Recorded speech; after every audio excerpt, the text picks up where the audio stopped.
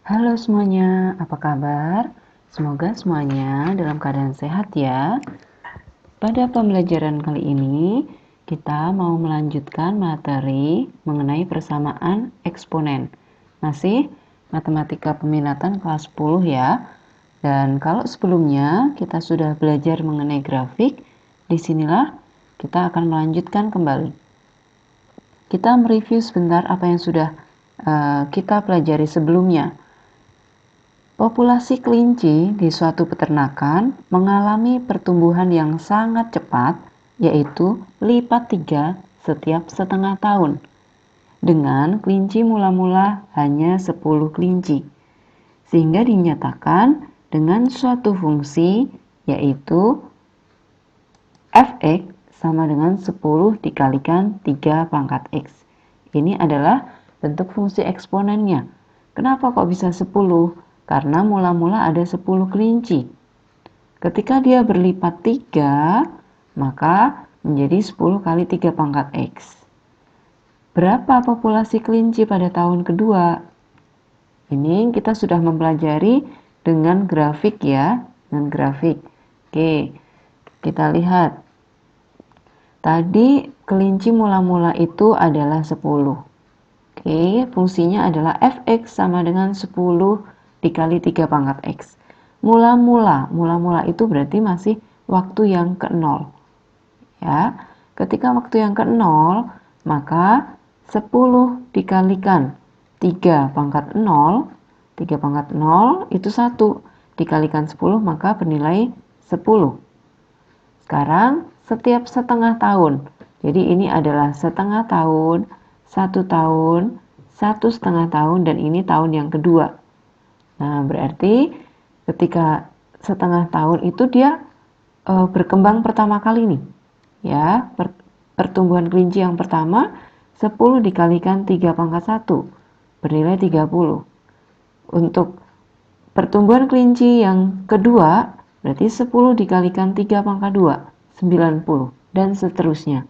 Ya, sehingga di tahun yang kedua, ini tahun yang kedua, berarti saat pertumbuhan kelinci itu keempat kalinya, populasi kelinci sudah 8.100.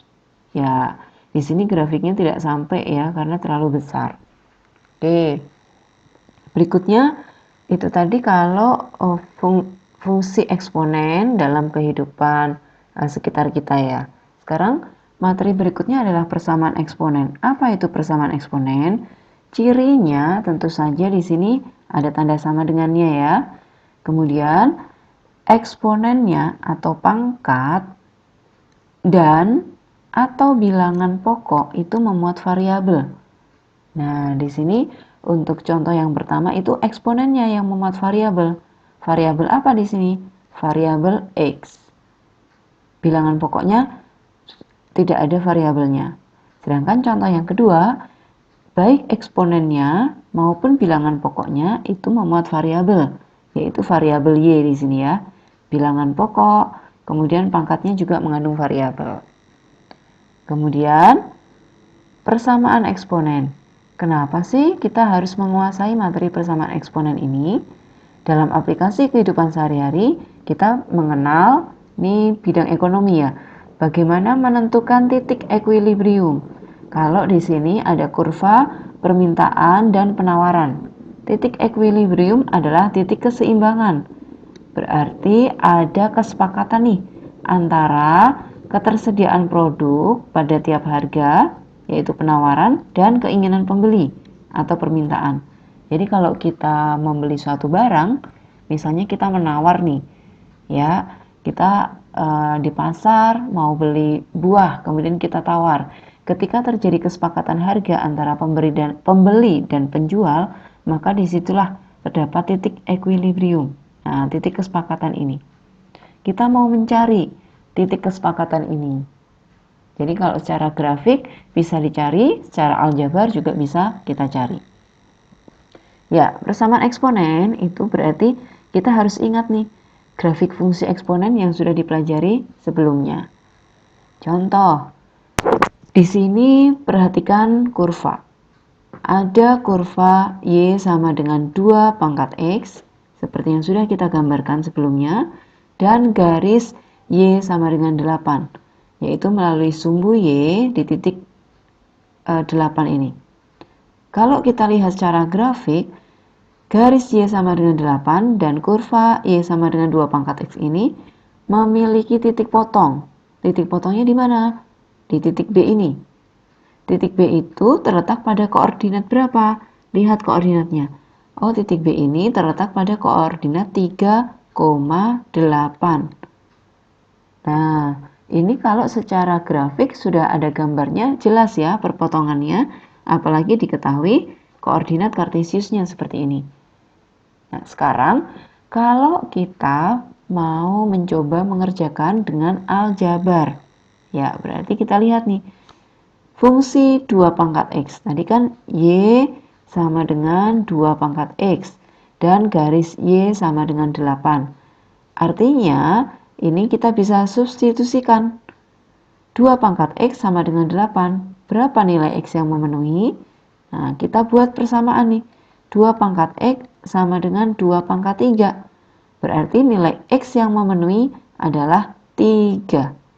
X yang memenuhi adalah 3. Kenapa? Bilangan pokok di sini sudah sama nih. Ya, pangkatnya sama dengan 3. Sehingga garis dan kurva itu berpotongan di titik 3,8. Oke.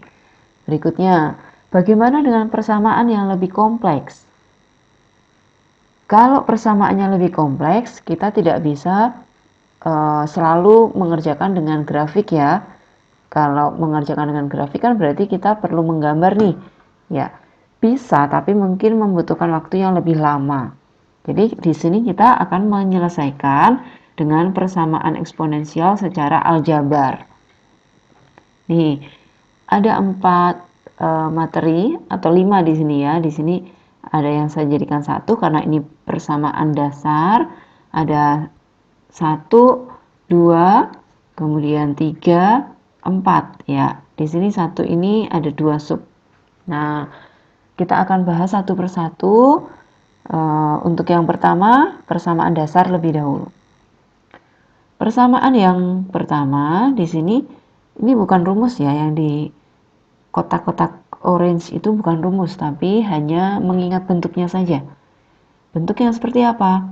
Oh, kalau bilangan pokok sama, ya bilangan pokoknya sudah sama nih. Yang ruas kiri, pangkatnya itu terdapat suatu fungsi, ruas kanan itu bilangan bulat atau bilangan pecahan. Nah, di sini A itu lebih dari 0, di mana A tidak boleh 1, maka kalau suatu persamaan bilangan pokoknya sudah sama nih, bilangan pokok sudah sama, 2 dipangkatkan X sama dengan 2 dipangkatkan Y, misalnya seperti ini. Oh, berarti X ini akan sama dengan Y. Supaya apa? Persamaan ini bernilai sama. Ya. Berikutnya yang kedua. Kalau bilangan pangkatnya itu kedua-duanya mengandung variabel nih, atau suatu fungsi. Jika A pangkat fx sama dengan A pangkat gx, maka yang perlu diperhatikan hanya pangkatnya saja, yaitu fx sama dengan gx. Nah, akan lebih jelas dengan contoh berikut ya.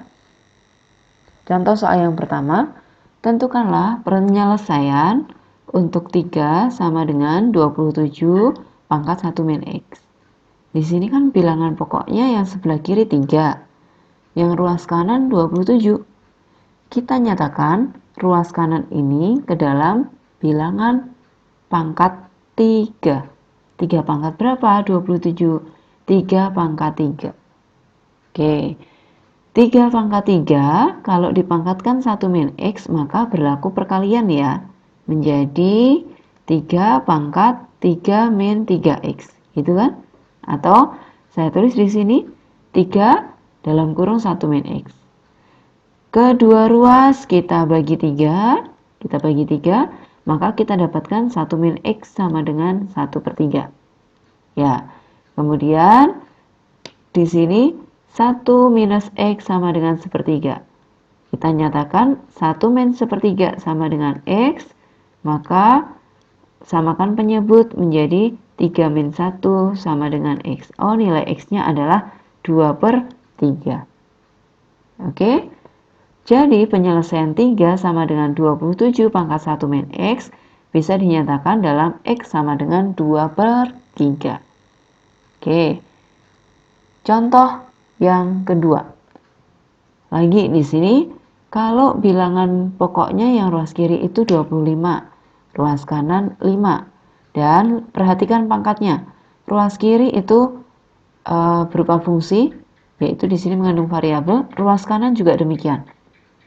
Maka kita nyatakan bilangan pokoknya ini ke dalam pangkat yang bilangan pokok yang sama. Ya, 25 itu 5 pangkat 2. Sedangkan ruas kanan itu 5 pangkat 1. Pangkat bilangan pokoknya sudah sama, maka kita perhatikan pangkatnya saja. 2 dikalikan X plus 3 sama dengan X min 1. Distribusikan, maka 2X plus 6 sama dengan X min 1. Oke, kedua ruas kita kurangi dengan X. Kedua ruas dikurangi dengan X. Maka yang ruas kanan X-nya bernilai 0 ya. Dan ruas kiri itu 2X dikurangi 1X, maka X plus 6 sama dengan minus 1. Kemudian kedua ruas kita kurangkan dengan minus 6. Min 1 minus 6. Maka ruas kiri 6 dikurangi 6, 0. Ruas kanan adalah min 7. Nah, jadi penyelesaian 25 pangkat X plus 3 sama dengan 5 pangkat X min 1 adalah X sama dengan minus 7. Nah, ini kan secara aljabar. Kalau secara grafik, bisa juga ini kita selesaikan. Nah, lihat. Grafik yang biru itu adalah 25 pangkat X plus 3. Ini grafik yang ungu, ini berimpit ya. 5 pangkat X min 1 ini berimpit dengan sumbu X, sehingga tidak begitu jelas. Tapi di sini titik perpotongannya adalah X sama dengan minus 7. Ya, dia berpotongan saat X-nya minus 7. Oke, demikian itu contoh yang kedua. Kita coba ini contoh soal yang ketiga, contoh yang terakhir. Ya, di sini ruas kiri dan ruas kanan berbeda. Berbedanya di mana? Yang ruas kiri dalam bentuk akar, ruas kanan ini ada perkalian. Tapi kita lihat, oh ini bisa kita nyatakan ke dalam bilangan pokok yang sama, yaitu bilangan pokok 3. Maka kita nyatakan yang ruas kiri ini ke dalam bentuk perpangkatan. 27 adalah 3 pangkat 3. Sedangkan dipangkatkan 2X min 5, kemudian derajat akar 3 berarti per 3. Nah, yang kanan 3 pangkat 1 dikalikan 3 pangkat 2, yaitu 9. 9 itu kita nyatakan dalam bentuk 3 pangkat 2, kemudian dipangkatkan 6X min 8. Kembali ke ruas kiri, ini ada pangkat 3 dibagi 3, maka habis ya. Kita dapatkan 3 pangkat 2 X min 5, dan yang ruas kanan 3 pangkat 1, kita distribusikan dulu pangkatnya menjadi 12X minus 16. Nah, diingat ini adalah bilangan pokok yang sama dan perkalian. Maka pangkatnya kita tambahkan 1 ditambah minus 16. Berarti kita dapatkan minus 15. Yang ruas kiri 3 pangkat 2X min 5. Nah, sekarang bilangan pokoknya kan sudah sama. Maka pangkatnya yang kita perhatikan saja nih. 2X min 5 sama dengan 12X min 15. Kedua ruas kita kurangkan dengan 2X. Ya, maka 12X dikurangi 2X min 15. Ini bernilai 0, kita dapat minus 5. Ini bernilai 10X dikurangi 15. Kemudian kedua ruas kita supaya ini bernilai 0 berarti kita tambah 15 ya. Minus 5 ditambah 15 sama dengan 10x min 15 ditambah 15. Maka kita dapat di sini min 5 ditambah 15 itu 10. Yang ruas kanan kita dapatkan 10x. Oh, berarti nilai x yang memenuhi adalah 1. Dengan demikian, penyelesaiannya adalah x sama dengan 1. Oke, berikut contoh-contoh untuk persamaan eksponen dasar. Saya rasa cukup sekian untuk pembelajaran kali ini. Kita akan lanjut nanti di video berikutnya untuk persamaan eksponen bentuk yang ketiga, 4, dan 5. Tetap semangat, terus belajar.